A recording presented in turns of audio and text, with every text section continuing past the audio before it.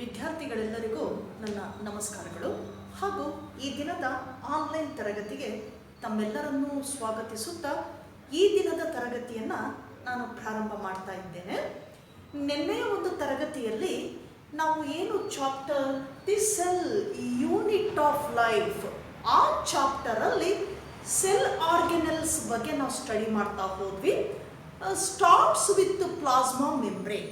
Plasma ಮೆಂಬ್ರೇನಿಂದ ನಾವು start ಮಾಡಿಕೊಂಡು endoplasmic reticulum and Golgi complex.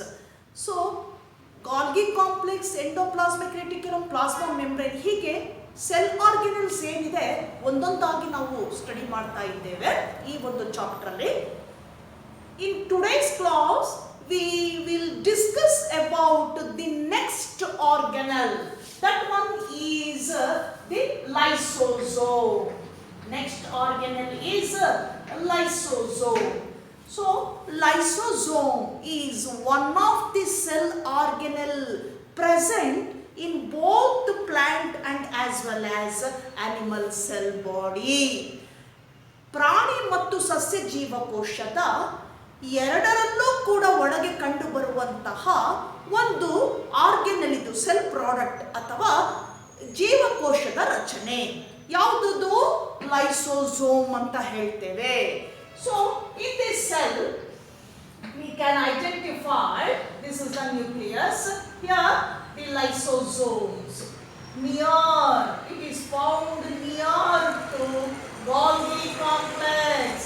ಈ ರೀತಿ ಕಾಣಿಸುವಂಥದ್ದು. ಇಲ್ಲಿಂದ ಇದು ಏನು ಗಾಲ್ಗಿ ಕಾಂಪ್ಲೆಕ್ಸ್ ಏನಿದೆ ಅದರ ಪಕ್ಕದಲ್ಲೇ ಕಾಣುವಂತಹ ಈ ರಚನೆಯನ್ನ ನಾವೇನಂತ ಕರಿತೇವೆ? ಈ ಟೈಪಲ್ಲಿ ಕಾಣಿಸ್ತಾ ಇರ್ತದೆ. ಸೊ ಲೈಸೋಸೋಮ್ಸ್ ಅಂತ ಕರಿತೇವೆ. Lysosomes. Lysosomes found both in plant and as well as animal body cell. Animal body cell. So found in the cell of animal body. Found in the cell of animal body. It is present nearer to Golgi apparatus. ಜೀವಕೋಶದ Golgi ಆಪರೇಟಸ್ ನ ಹತ್ತಿರದಲ್ಲೇ ಕಂಡು ಬರುವಂತಹ ಮತ್ತೊಂದು ರಚನೆ. Lysosomes R formed by the vesicles, that is releasing of stored material in the form of vesicles from Golgi apparatus.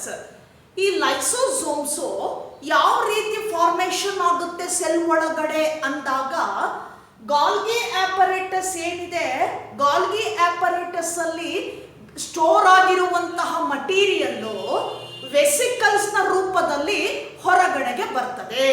Vesicles ನ ರೂಪದಲ್ಲಿ ಹೊರಗೆ ಬರ್ತದೆ. Vesicle nothing but this type structure, stored material like protein or other molecules. So this type of structure, that is a vesicle, released from the Golgi apparatus. The lysosomes are nothing but the isolated vesicles from the Golgi complex, that in turn lysosomes. Golgi complex ಇಂದ ಬಂದಂತಹ vesicles isolation ಆದ ಮೇಲೆ ಏನಂತ ಕೊಡುತ್ತೆ? ಅದು ಹೊರಗೆ ಬಂದ ಮೇಲೆ ಲೈಸೋಸೋಮ್ಸ್ ಆಗ್ತದೆ. Lysosome containing some hydrolytic enzymes. ಇದು ಏನನ್ನ ಒಳಗೊಂಡಿದೆ ಲೈಸೋಸೋಮ್ಸ್? ಈ ಟೈಪ್ ಅಲ್ಲಿ ಕಾಣಿಸ್ತಾ ಇರ್ತದೆ. Lysosomes containing some hydrolytic enzymes.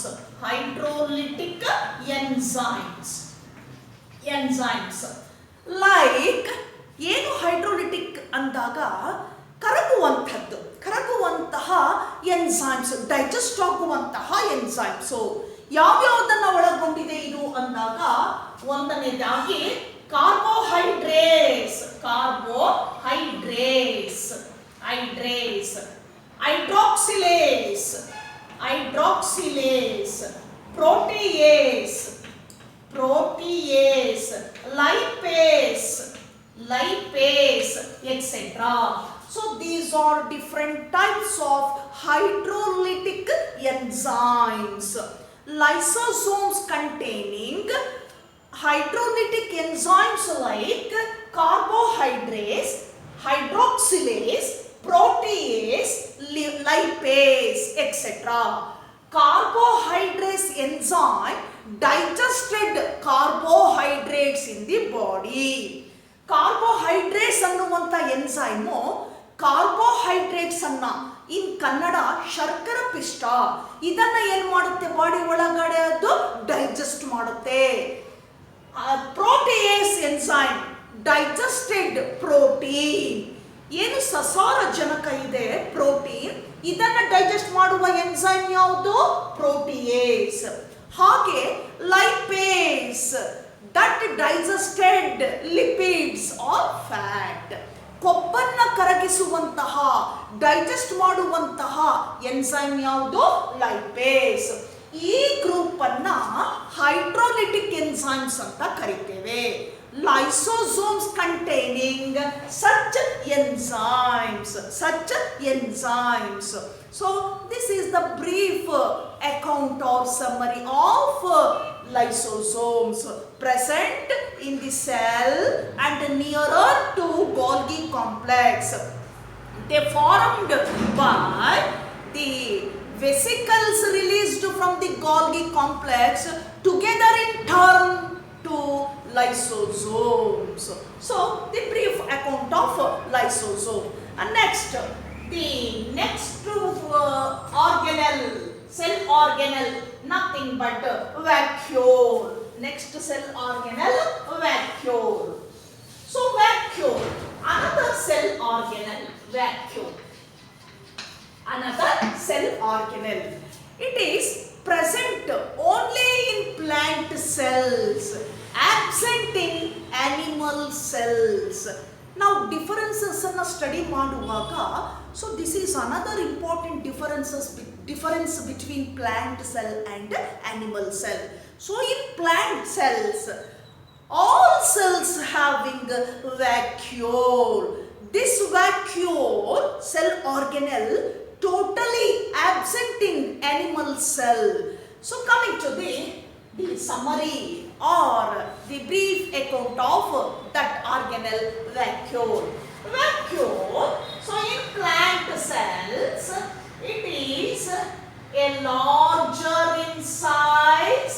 It is larger in size and bounded by membrane. Bounded by a membrane. Look at this diagram. So this is the plant cell, cell wall, plasma membrane, and inside the plant cell, this is cytoplasm, this one is nucleus. Here the large sized organelle, nothing but vacuole. So it occupies the 75 to 80% of the volume of the cell. ಇಡೀ ಜೀವಕೋಶದ 80% ಭಾಗದಷ್ಟು ಒಳಗಡೆ ಇದೊಂದೇ ಒಂದು ಆರ್ಗನೆಲ್ಲು occupy ಮಾಡಿಕೊಂಡಿರ್ತದೆ. ಅಷ್ಟು ದೊಡ್ಡದಾಗಿರ್ತಕ್ಕಂಥ ರಚನೆಯನ್ನ ಹೊಂದಿದೆ vacuole. So vacuole, so ಇದನ್ನೆಲ್ಲಾದ್ರೂ ಮಾಡಿ ತೋರಿಸ್ತೇನೆ. So vacuole bounded by R surrounded by A layer or a membrane. That membrane is called chloroplast. That membrane is called chloroplast. So vacuole ಒಳಗಡೆ ಈ ರೀತಿ ನಾವು membrane ಅನ್ನು ನೋಡ್ತೇವೆ, ಬೌಂಡ್ ಆಗಿರತಕ್ಕಂತ membrane, ಅದನ್ನ chloroplast ಅಂತ ಕರಿತೀವಿ. ಅದನ್ನ chloroplast ಅಂತ ಕರಿತೇವೆ. Inside the vacuole it contains water. ಏನೇನನ್ನ ಒಳಗೊಂಡಿದೆ ಇದು? It contains water and waste material. Water and waste material. Then sap. Cell sap ಅಂತ ಕರೀತೇವೆ. Sap. So vacuole containing mostly water. That is high proportion of water, waste material and sap. So in the cell The vacuole, that is the diffusion of materials from the vacuole to cytoplasm. Cytoplasm to vacuole create a gradient, concentration gradient. The concentration gradient is larger or high in vacuole compared to the cytoplasm. ಇದ್ರ ಸುತ್ತಲೂ cytoplasm ಇದೆ, ಇಲ್ಲಿ ಹೊರಗಡೆ plasma membrane. ಈ vacuole ಏನಾಗಿದೆ ದೊಡ್ಡದಾಗಿರೋದ್ರಿಂದ ಅದ್ರ ಒಳಗಡೆ ನೀರು ಮತ್ತೆ ವೇಸ್ಟ್ ಮಟೀರಿಯಲ್ ಇದೆ. ಅಲ್ಲಿ ಮೂವ್ಮೆಂಟ್ ಆಗುವಾಗ ಸೈಟೋಪ್ಲಾಸಮ್ ಇಂದ ಮಾಲಿಕ್ಯೂಲ್ಸ್ ವ್ಯಾಕ್ಯೂಲ್ ಒಳಗಡೆ ಹೋಗುತ್ತೆ. ವ್ಯಾಕ್ಯೂಲ್ ಒಳಗಡೆ ಇರ್ತಕ್ಕಂತಹ ಮಾಲಿಕ್ಯೂಲ್ಸ್ ಸೈಟೋಪ್ಲಾಸಮ್ಗೆ ಬರಬೇಕು. ಆಗ ಒಂದು ಕಾನ್ಸಂಟ್ರೇಷನ್ ಗ್ರೇಡಿಯಂಟ್ ಫಾರ್ಮೇಷನ್ ಆಗ್ತದೆ, ಕ್ರಿಯೇಟ್ ಆಗ್ತದೆ. ಆ ಕ್ರಿಯೇಟ್ ಆದಾಗ ಗ್ರೇಡಿಯಂಟ್ ಏನಿದೆ, ಕಾನ್ಸಂಟ್ರೇಷನ್ ಗ್ರೇಡಿಯಂಟ್ ಹೈ ಇರ್ತದೆ. ಎಲ್ಲಿ? ಈ ವ್ಯಾಕ್ಯೂಲ್ ಅಲ್ಲಿ. ಯಾವುದರ ವಿರುದ್ಧ? Against cytoplasm. ಆ ಜೀವಧಾತುವಿನ ಕಾನ್ಸಂಟ್ರೇಷನ್ ಗ್ರೇಡಿಯಂಟ್ಗಿಂತ ವ್ಯಾಕ್ಯೂಲ್ ಏನಾಗಿರುತ್ತೆ ಇಲ್ಲಿ ಹೆಚ್ಚಾಗಿರುತ್ತದೆ. So that is the brief account of vacuole. In some cases, so in protozoans like amoeba, vacuole. So the amoeba, the body containing a type of contractile vacuole, a type of contractile vacuole. So contractile vacuole in case of amoeba,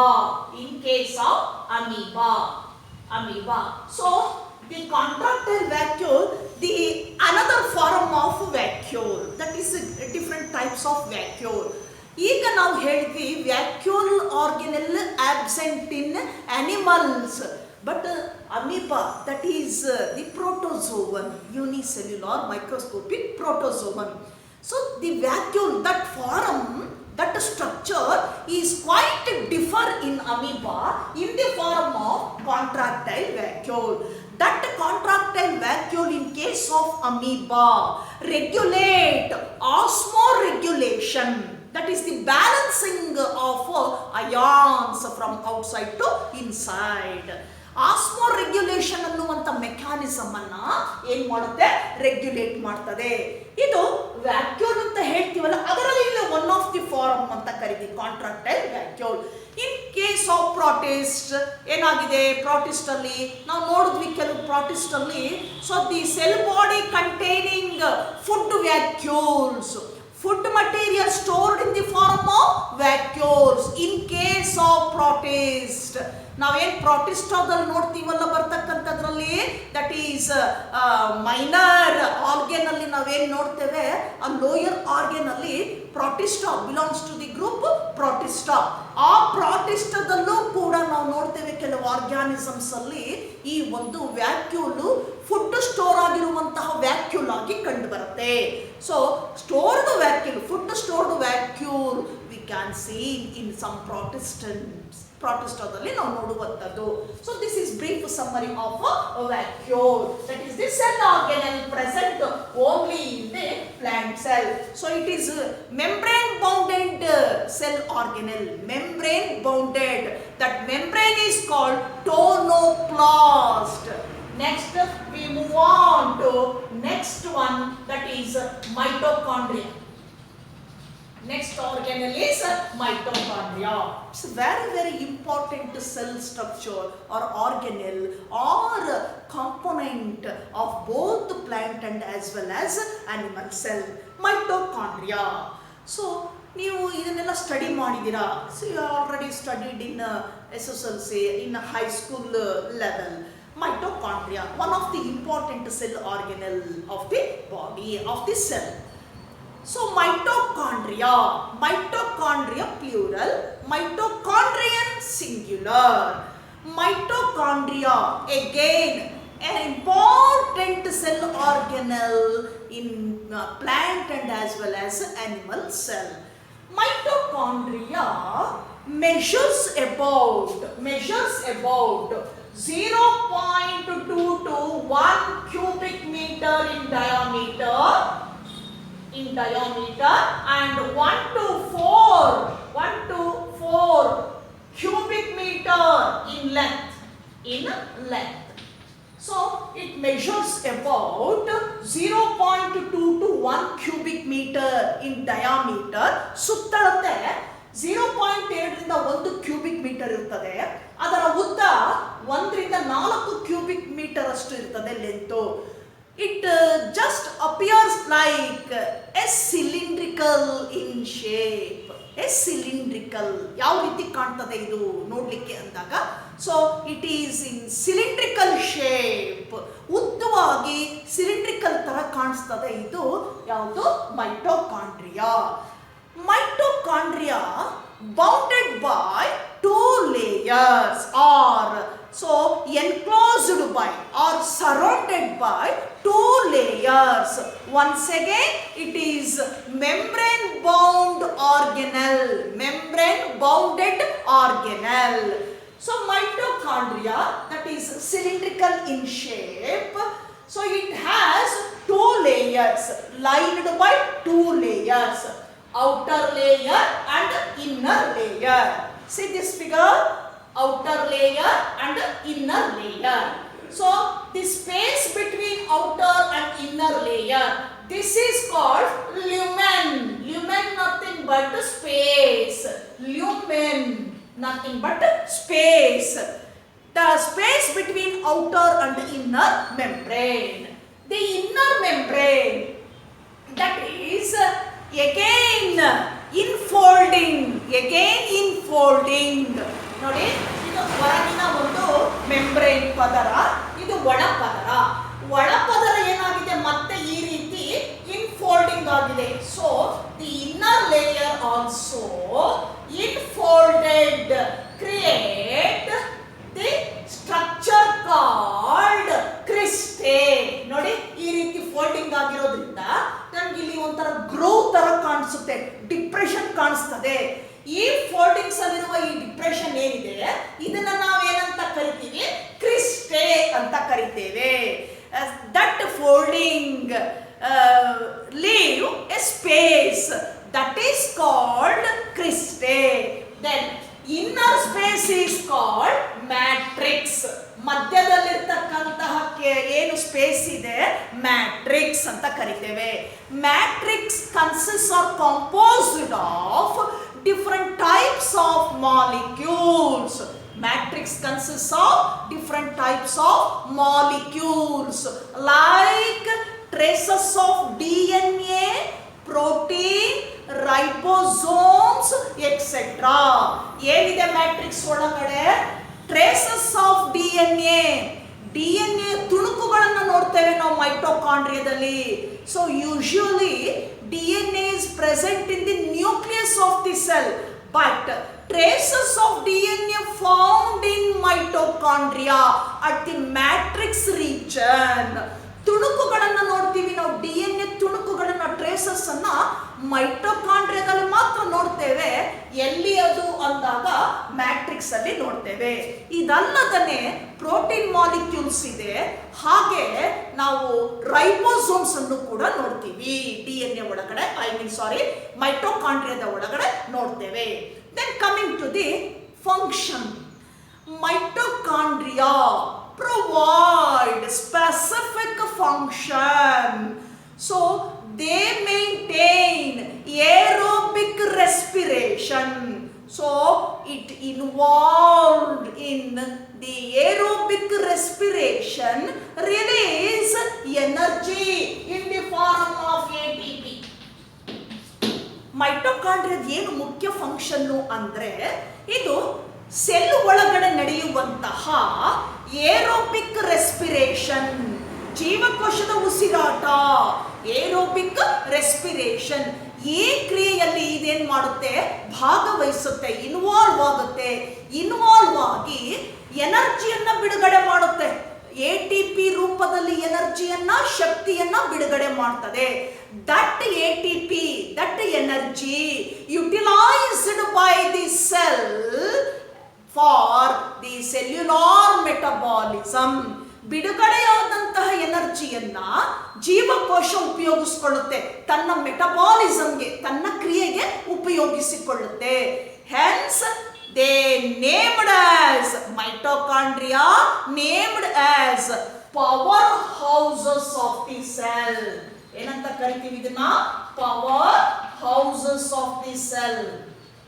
houses of the cell ಅಂತ ಕರಿತೇವೆ. So ಶಕ್ತಿಯ ಕೇಂದ್ರ, power house of the cell singular ಆಗಿ ಹೇಳಿದಾಗ power houses of the cell ಅಂತ ಕರಿತೇವೆ. ಶಕ್ತಿಯ ಕೇಂದ್ರ ಯಾಕೆ ಅಂದ್ರೆ ಪ್ರತಿ ಜೀವಕೋಶದಲ್ಲಿ ನಡೆಯುವಂತಹ ಏರೋಬಿಕ್ ರೆಸ್ಪಿರೇಷನ್, ಉಸಿರಾಟ ಕ್ರಿಯೆಗೆ ಇದು ಇನ್ವಾಲ್ವ್ ಆಗಿ ಎನರ್ಜಿಯನ್ನ ಬಿಡುಗಡೆ ಮಾಡ್ತದೆ. ಎನರ್ಜಿ ಬಿಡುಗಡೆ ಮಾಡಬೇಕಾದ್ರೆ ಜೀವಕೋಶದೊಳಗಡೆ ಇರ್ತಕ್ಕಂಥ ಕಾಂಪ್ಲೆಕ್ಸ್ ಮಾಲಿಕ್ಯೂಲ್ಸ್ ಎಲ್ಲ ಏನಾಗುತ್ತೆ? Break down into simple molecules. ಆ ದೊಡ್ಡ ದೊಡ್ಡ ಕಣಗಳೇನಾಗುತ್ತೆ? ಸಣ್ಣ ಸಣ್ಣ ಕಣಗಳಾಗಿ ಬ್ರೇಕ್ ಡೌನ್ ಆಗ್ತದೆ. By that time they need energy released from the mitochondria. So ಇದನ್ನ ಉಪಯೋಗಿಸ್ಕೊಂಡು ಆ ಸೆಲ್ ಏನ್ ಮಾಡುತ್ತೆ? ರೆಸ್ಪೈರ್ ಮಾಡ್ತದೆ, ರೆಸ್ಪಿರೇಷನ್ ಮಾಡ್ಕೊಳ್ತದೆ. ಇದು ಬಿಡುಗಡೆ ಮಾಡುವಂತಹ ಎನರ್ಜಿಯನ್ನ ಸೆಲ್ಯುಲಾರ್ ರೆಸ್ಪಿರೇಷನ್ ಅಂತ ಕರಿತೇವೆ. ಆ ಎನರ್ಜಿ ಏನಂತ ಆ ಒಂದು ಎನರ್ಜಿಯನ್ನ ಆ ಜೀವಕೋಶ ಏನ್ ಮಾಡುತ್ತೆ? ಬಳಕೆ ಮಾಡ್ಕೊಳ್ಳುತ್ತೆ, ಅದನ್ನ ಮೆಟಬಾಲಿಸಮ್ಗೆ ಬಳಕೆ ಮಾಡ್ಕೊಳ್ತದೆ. So that is the main function of mitochondria.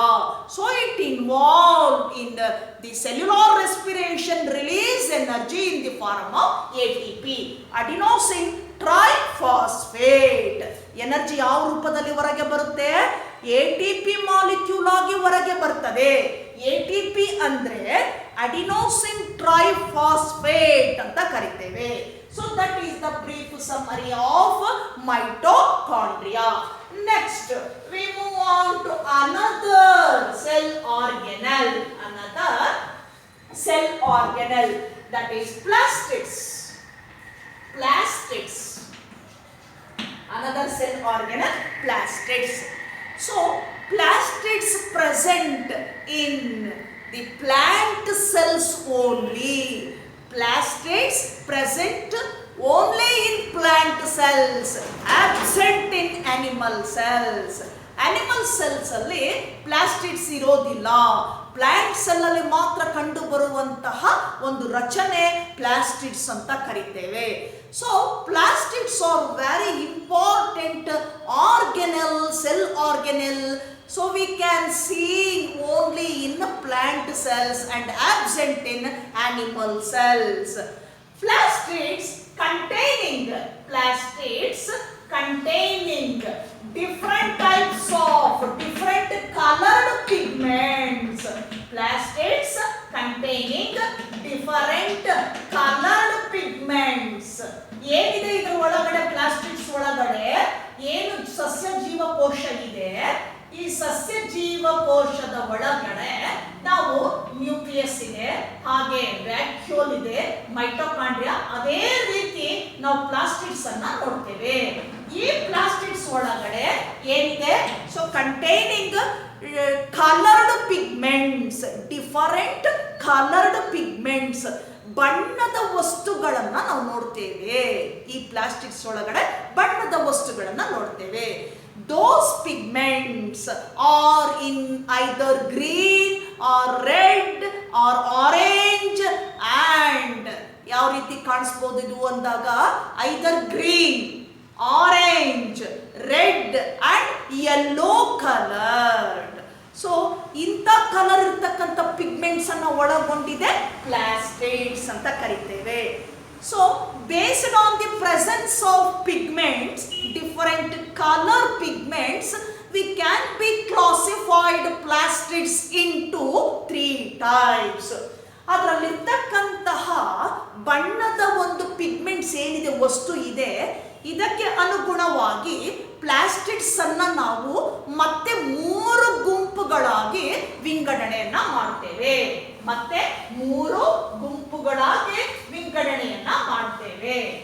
First one ಯಾವುದಪ್ಪ ಅಂದಾಗ, first type is or first group is chloroplastids ಅಥವಾ chloroplastids. Second one chromoplastids, and third one leucoplastids. chloroplastids. So these are three types of plastids present in the plastids organelle. Plastids ಅನ್ನೋದೇ ಒಂದು cell ಆರ್ಗೆನೆಲ್. ಅದರ ಒಳಗಡೆ ಮತ್ತೆ ನಾವು ಮೂರು ರೀತಿಯಾಗಿರ್ತಕ್ಕಂಥ ರಚನೆಯನ್ನ ನೋಡ್ತೇವೆ. That is based on the presence of pigments, colour pigments.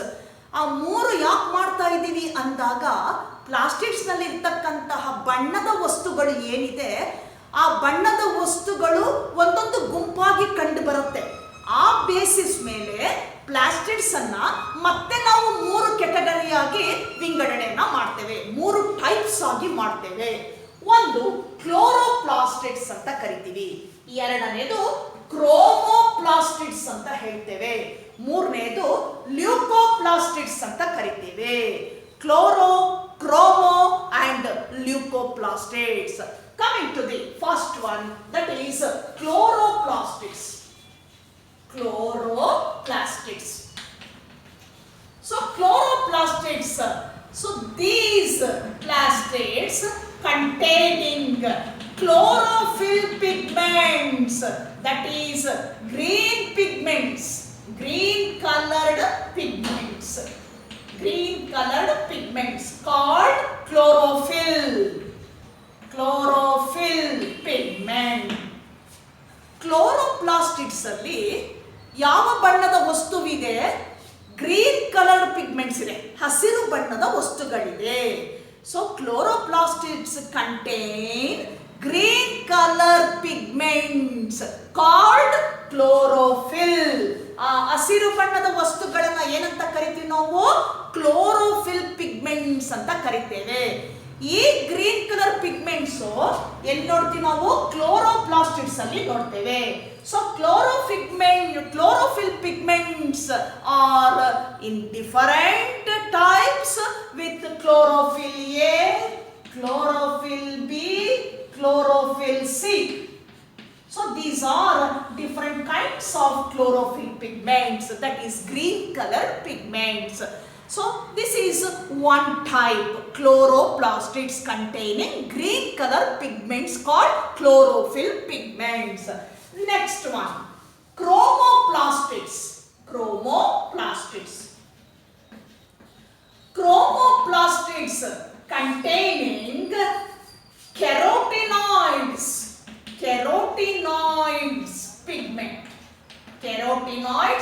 pigments.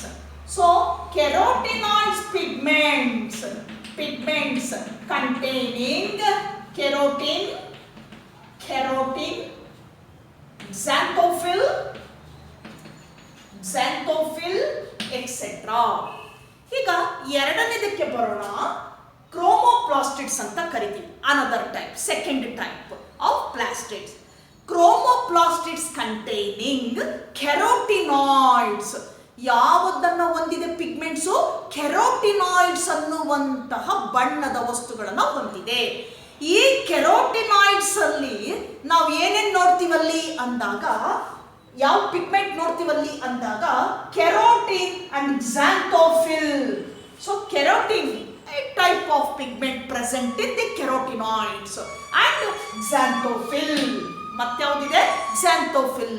So chromoplasts appeared like either yellow or red or orange colored.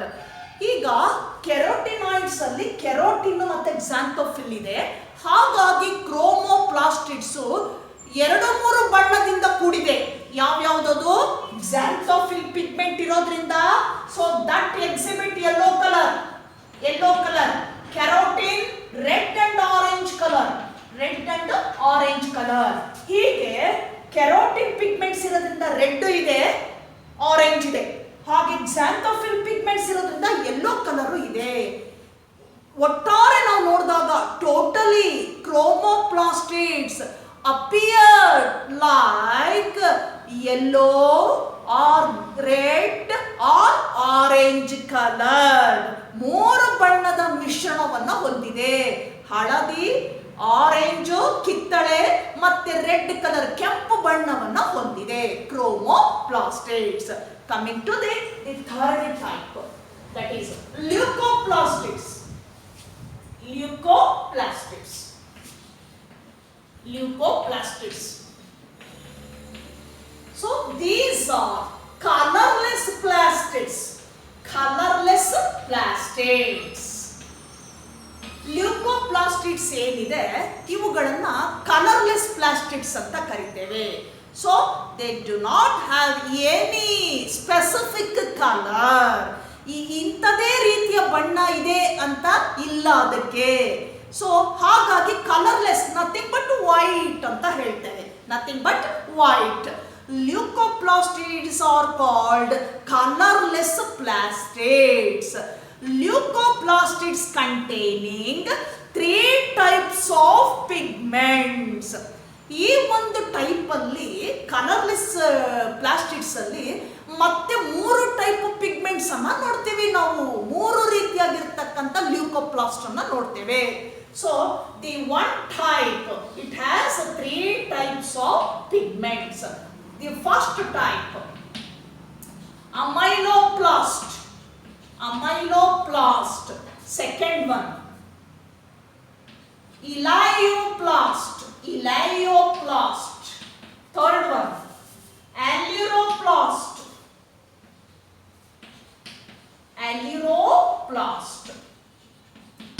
So leucoplastids are called colorless plastids because they do not have any specific color pigments. Hence they named as colorless, that is white colored plastids. Here the leucoplastids again classified into 3 types because of the presence or storing of materials. First one is amyloplast, second one is elaioplast, and third one is aleuroplast. These 3 different kinds of pigments present in the leucoplastids. Amyloplast stored, that pigments stored carbohydrates. Then elaioplast pigment stored fat or lipid. Aleuroplast pigment stored protein. So leucoplastids, colorless plastids, again classified into 3 types based on the presence or storing of material. The first one is pigments containing carbohydrates, ಶರ್ಕರ ಪಿಷ್ಟ. Elaioplast containing fat, ಕೊಬ್ಬನ್ನು ಶೇಖರಿಸಿಟ್ಟುಕೊಂಡಿದೆ. Aleuroplast containing protein. Aleuroplast ಅನ್ನುವಂಥದ್ದು ಸಸಾರಜನಕವನ್ನ, protein ಅನ್ನ ತುಂಬಿಕೊಂಡಿದೆ ಅದು. ಹೀಗೆ 3 ರೀತಿಯ pigments ಅನ್ನ ಲ್ಯೂಕೋಪ್ಲಾಸ್ಟಿಡ್ಸ್ ಅಲ್ಲಿ ನಾವು ನೋಡ್ತಾ ಹೋಗ್ತೇವೆ. ಈಗ ಇದು that is the summary of plastids. Then the classification of plastids, chloroplastids, chromoplastids and leucoplastids. Then so one of the example, that is the chloroplastid. The diagrammatic view of chloroplastid.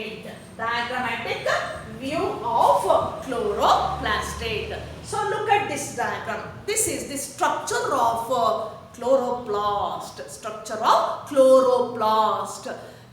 Plastids ಅಲ್ಲಿ chloroplast ಏನಿದೆ, ನಾವು ನೋಡ್ತಕ್ಕಂಥ first one type ಯಾವ್ದು ಹೇಳಿದ್ವಿ ನಾವು, ಕ್ಲೋರೋಪ್ಲಾಸ್ಟಿಡ್ಸ್.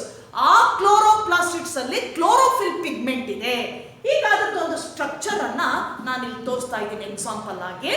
So the chloroplast, nothing but disc shaped or spherical in shape or lens shaped structure. ಹೇಗಿರುತ್ತೆ chloroplast ರಚನೆ ಸಸ್ಯ ಜೀವಕೋಶದಲ್ಲಿ ಅಂದಾಗ, ಒಂದು ಲೆನ್ಸ್ ಶೇಪ್ ಇದೆ. ಲೆನ್ಸ್ ಏನ್ ಈ ತರ ಲೆನ್ಸ್ ಬರುತ್ತಲ್ಲ ಆ ಶೇಪ್ ಅಲ್ಲಿ ಇರ್ತದೆ.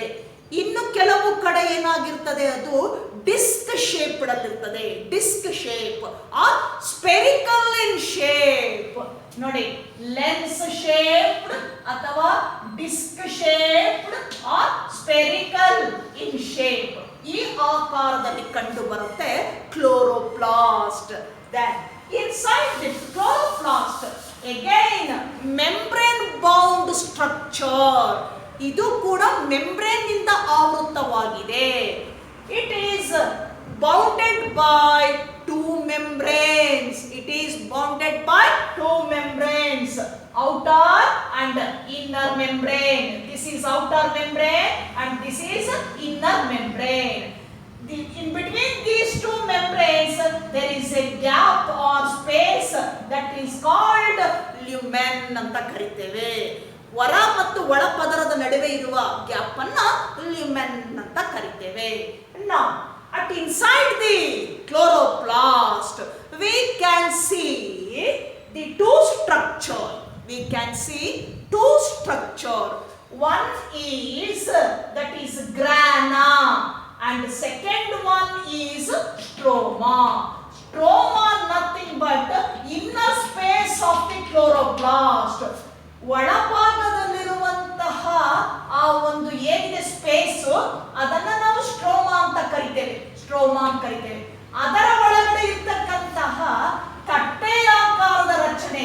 Look at this one grana. ಇದಿಷ್ಟು ಸೇರಿ ಒಂದು ಗ್ರಾನಾ ಅಂತ ಕರಿತೀವಿ. ಅಂತ ಗ್ರಾನಾ ಸುಮಾರು 1ರಿಂದ ಹಿಡಿದು 40ರವರೆಗೆ ಇರ್ಬೋದು. ಡಿಪೆಂಡ್ಸ್ ಆನ್ ದಿ ಪ್ಲಾಂಟ್ಸ್ ಅಂತ ಕರಿತೇವೆ. Plant cell. ಒಂದು ಪ್ಲಾಂಟ್ ಅಲ್ಲಿ ಒಂದು ಸೆಲ್ ಅಲ್ಲಿ ಒಂದೇ ಕಂಡು ಬರಬಹುದು ಅಥವಾ 20ರಿಂದ 30 100 ತನಕನೂ ಬರಬಹುದು ನಂಬರ್ಸ್ ಅದ್ರದ್ದು. ಯಾವುದು ಕ್ಲೋರೋಪ್ಲಾಸ್ಟ್ ಇದು. ಈಗ ಒಳಗಡೆ ಈ ರೀತಿ ತಟ್ಟೆಯಾಕಾರದ ರಚನೆಯನ್ನ ನೋಡ್ತೇವೆ. The entire structure is called grana. Grana. Grana consists of 9 to 10 plate like structure called thylakoid. Thylakoid. ನೋಡಿ, ಈಗ ಗ್ರಾನಾ ಅಂದ್ರೆ ಇಷ್ಟು ರಚನೆಯನ್ನ ಸೇರಿ ಗ್ರಾನಾ ಅಂತ ಕರಿತೇವೆ.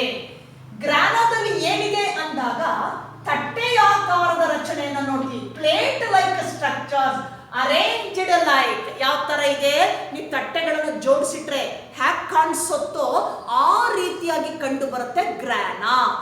ಆ ಗ್ರಾನಾ ಒಳಗಡೆ ಇರುವ ತಟ್ಟೆ ಆಕಾರದ ರಚನೆ ಇದೆಯಲ್ಲ, ಒಂದೊಂದನ್ನು ಏನಂತ ಕರಿತೇವೆ, ಥೈಲಕಾಯ್ಡ್ ಅಂತ ಕರಿತೇವೆ.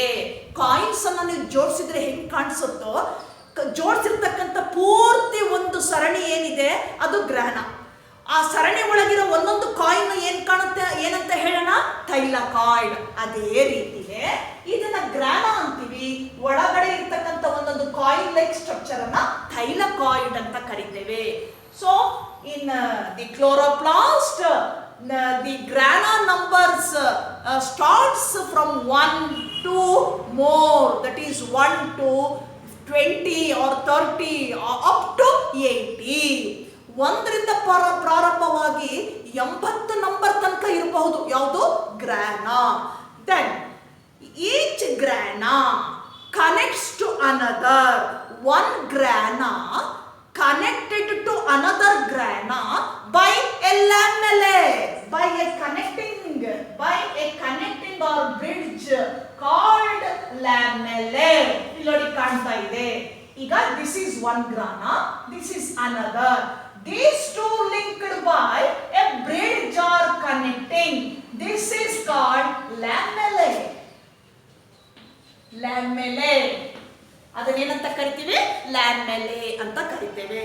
ದೆನ್ ಇನ್ಸೈಡ್ ದಿ ಸ್ಪೇಸ್ ಉಳಿದಿರ್ತಕ್ಕಂಥ ಜಾಗವನ್ನ ಸ್ಟ್ರೋಮಾ ಅಂತ ಕರಿತೇವೆ.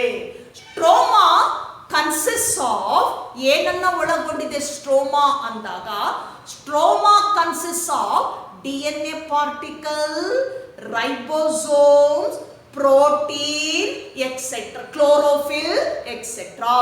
ಸೊ ಸ್ಟ್ರೋಮಾದಲ್ಲಿ chlorophyll pigments present only in the grana. Only in grana. So grana containing chlorophyll pigments. Grana containing chlorophyll pigments. ಈ ತಟ್ಟೆ ಆಕಾರದ ರಚನೆ ಏನಿದೆ ಇದರಲ್ಲಿ ನಾವು ಹಸಿರು ಬಣ್ಣದ ಪಿಗ್ಮೆಂಟ್ಸ್ ಅನ್ನ ನೋಡ್ತೀವಿ, ಕ್ಲೋರೋಫಿಲ್ ಪಿಗ್ಮೆಂಟ್ಸ್ ಅನ್ನ ನೋಡ್ತೇವೆ. ಉಳಿದಂತಹ ಭಾಗ ಇದೆಯಲ್ಲ ಸ್ಪೇಸು, ಅದನ್ನ ಸ್ಟ್ರೋಮಾ ಅಂತೀವಿ. Stroma containing DNA, protein, ribosomes. ಈ ಮೂರು ವಸ್ತುಗಳನ್ನ ಒಳಗೊಂಡಿದೆ. DNA ಇದೆ, ಪ್ರೋಟೀನ್ ಇದೆ, ರೈಬೋಸೋಮ್ ಅನ್ನ ಸ್ಟ್ರೋಮಾದಲ್ಲಿ ನೋಡ್ತೀವಿ. ಗ್ರಾನದಲ್ಲಿ ಕ್ಲೋರೋಫಿಲ್ ಪಿಗ್ಮೆಂಟ್ಸ್ ಮಾತ್ರ ಇದೆ. So these pigments are very useful during photosynthesis. ಇದು ತುಂಬಾ ಒಂದು ಉಪಯುಕ್ತ ವಸ್ತುವಾಗಿದೆ ಕ್ಲೋರೋಫಿಲ್ ಪಿಗ್ಮೆಂಟ್ಸ್. ಯಾವಾಗ ಸಸ್ಯಗಳು ನಡೆಸುವಂತಹ ದ್ಯುತಿ ಸಂಶ್ಲೇಷಣ ಕ್ರಿಯೆ, ಅದನ್ನ ನಾವು ಇಂಗ್ಲಿಷ್ನಲ್ಲಿ ಫೋಟೋಸಿಂಥಸಿಸ್ ಅಂತ ಕರಿತೇವೆ. ಆ ಫೋಟೋಸಿಂಥಸಿಸ್ಗೆ ಕ್ಲೋರೋಫಿಲ್ ಪಿಗ್ಮೆಂಟ್ಸ್ ಏನ್ ಮಾಡುತ್ತೆ, ಬಹಳ ಯೂಸ್ಫುಲ್ ಆಗಿದೆ.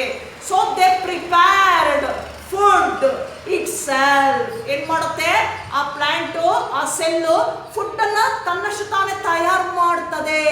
So it prepare food in the form of carbohydrate. ಏನು ಗ್ಲೂಕೋಸ್ ರೂಪದಲ್ಲಿ ಆಹಾರವನ್ನ ತಯಾರು ಮಾಡುತ್ತೆ in the presence of sunlight during day time. ಬೆಳಗಿನ ವೇಳೆಯಲ್ಲಿ ಸೂರ್ಯನ ಒಂದು ಬೆಳಕಿನ ಸಹಾಯದಿಂದ ಈ ಒಂದು ಗ್ರಾನದಲ್ಲಿರ್ತಕ್ಕಂಥ ಕ್ಲೋರೋಫಿಲ್ ಪಿಗ್ಮೆಂಟ್ಸು ಆಹಾರ ತಯಾರಿಕೆಯನ್ನ ನಡೆಸುತ್ತೆ. ಇದನ್ನೇ ಫೋಟೋಸಿಂಥಸಿಸ್ ಅಂತ ನಾವು ಕರೆಯೋದು. ಈ ಫೋಟೋಸಿಂಥಸಿಸ್ಗೆ that is the chlorophyll pigments play a major role during the synthesis of food in ಗ್ರಾನದಲ್ಲಿ ಇರುವಂತ ಈ ಒಂದು ಪಿಗ್ಮೆಂಟ್ಸು ಬಹಳ ಪರಿಣಾಮಕಾರಿಯಾಗಿ ಒಂದು ಆಹಾರ ತಯಾರಿಕೆಯ ಕಾರ್ಯದಲ್ಲಿ, ಕೆಲಸದಲ್ಲಿ, ಆ ಫಂಕ್ಷನ್ ಅಲ್ಲಿ ತೊಡಗಿಸಿಕೊಳ್ತದೆ. ಸೊ ದಿ ಕ್ಲೋರೋಪ್ಲಾಸ್ಟ್ ಎಲ್ಲಿ ನೋಡ್ತೀವಿ, that is entire plastid cell organelles present in leave of the plant. ಎಲ್ಲಿ ನೋಡ್ತೀವಿ ನಾವು, ಲೀವ್ಸ್ ಅಲ್ಲಿ ನೋಡ್ತೀವಿ. ಈ ಪ್ಲಾಸ್ಟಿಡ್ಸ್ ಅನ್ನುವಂತಹ ಏನೋ ಒಂದು ಇದೆ ಸೆಲ್ ಆರ್ಗನೆಲ್ಲು, ಎಲೆಗಳಲ್ಲಿರ್ತಕ್ಕಂಥ ಜೀವಕೋಶದಲ್ಲಿ ನೋಡ್ತೇವೆ ನಾವು. So the plastids, that type of cell organelle present in the cells of leaves, ಎಲೆಗಳಲ್ಲಿರುವ ಜೀವಕೋಶದಲ್ಲಿ ನಾವು ನೋಡ್ತೇವೆ. Because leaf is the main site for photosynthesis. ಎಲೆ ಪ್ರಧಾನವಾಗಿರುವಂಥದ್ದು, ದ್ಯುತಿ ಸಂಶ್ಲೇಷಣ ಕ್ರಿಯೆಗೆ ಪ್ರಧಾನವಾಗಿರುವಂಥದ್ದು. ಈ ಕ್ಲೋರೋಫಿಲ್ ಪಿಗ್ಮೆಂಟ್ಸ್ ಇರೋದ್ರಿಂದಾನೇ ಆ ಎಲೆಗಳು ನಮಗೆ ಯಾವ ಬಣ್ಣದಿಂದ ಕಾಣಿಸುತ್ತೆ, ಗ್ರೀನ್ ಕಲರ್ ಆಗಿ ಕಾಣ್ತದೆ. Due to the presence of chlorophyll. In Kannada ಪತ್ರ ಹರಿತು ಅಂತ ಕರಿತೀವಿ, ಪತ್ರ ಹರಿತು. So this is the summary, the diagrammatic view of chloroplast. Chloroplast, one of the plastid of plastids. So they containing chlorophyll pigment, green color pigment. That those green color pigments useful for the photosynthesis process. They found in the cells of leaves. ಎಲೆಗಳಲ್ಲಿರುವ ಜೀವಕೋಶದಲ್ಲಿ ನಾವು ಅದನ್ನ ನೋಡ್ತಾ ಹೋಗ್ತೇವೆ. So this is the brief summary of plastids present only in plant cell, absent in animal cell. Now we move on to another organelle, that is ribosomes. Ribosomes.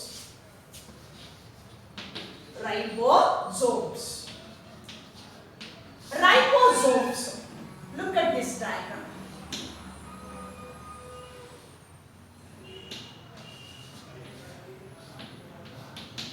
So ribosomes present in the cytoplasm of the cell. So ribosomes are the main site for protein synthesis. Protein ಸಿಂಥಸಿಸ್ನ ಮುಖ್ಯ ತಾಣ ಅಂದರೆ ribosomes.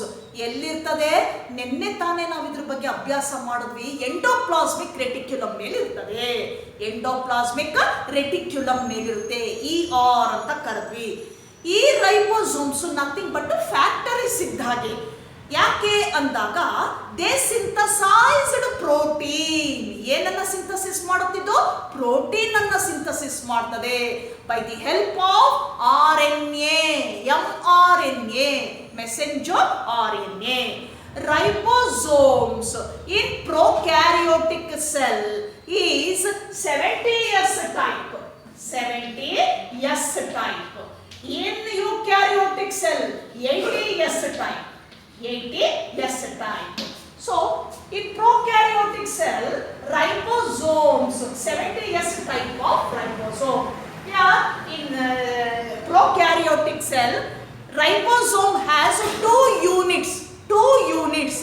One is smaller and second one is larger unit.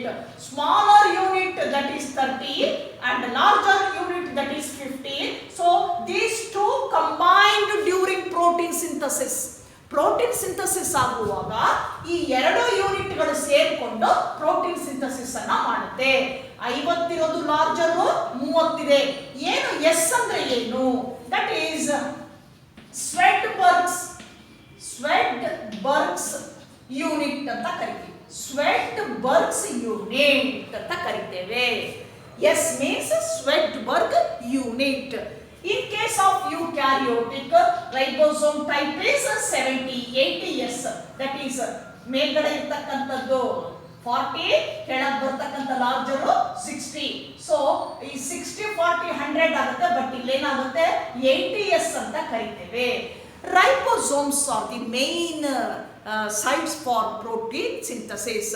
It contains, ribosome contains rRNA, ribosomal RNA, and ಮತ್ತೇನನ್ನ ಒಳಗೊಂಡಿದೆ ಇದು? Protein. Ribosomal RNA, protein and other molecules. They attached to the endoplasmic reticulum. So this is the brief summary of ribosomes. Next, that is last one. So in this class that is cytoskeleton.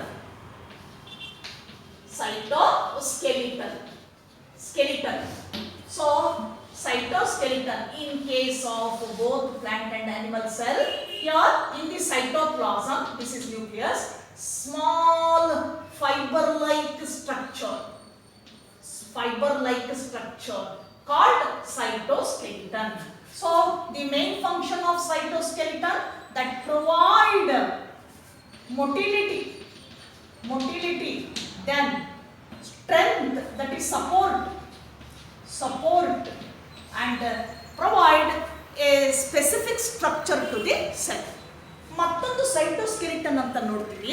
ಜೀವಕೋಶದ ಏನು wall ಇದೆಯಲ್ಲ, cell wall, plasma membrane, ಅಲ್ಲಿ thread like structure ತರ ಕಾಣಿಸುತ್ತಿದ್ದು ಎಳೆ ಆಕಾರದಲ್ಲಿ ಕಂಡು ಬರುತ್ತೆ. ಇದರ ಮುಖ್ಯ ಒಂದು ಕಾರ್ಯ ಏನಪ್ಪಾ ಅಂದ್ರೆ ಮೂವ್ಮೆಂಟ್ಗೆ ಸಹಾಯ ಮಾಡುತ್ತೆ. ಮೊಟಿಲಿಟಿ ಅಂತ ಕರಿತೇವೆ. ಒಳಗಡೆ ಫಂಕ್ಷನ್ ಆಗುವಾಗ ಹಿಗ್ಗುವಿಕೆ ಕುಗ್ಗುವಿಕೆ ಆಗುತ್ತೆ ಸೆಲ್ಲಲ್ಲಿ, ಆ ಮೂವ್ಮೆಂಟ್ಗೆ ಸಹಾಯ ಮಾಡ್ತದೆ. ಮತ್ತೆ ಸೆಲ್ಗೆ ಏನಿದೆ ಇದು ಸಪೋರ್ಟ್ ಅನ್ನ ಕೊಡುತ್ತೆ. ಯಾವುದು? Cytoskeleton. So this is enough for today's class. Then I will take up the next cell organelle in next class. Till then, goodbye.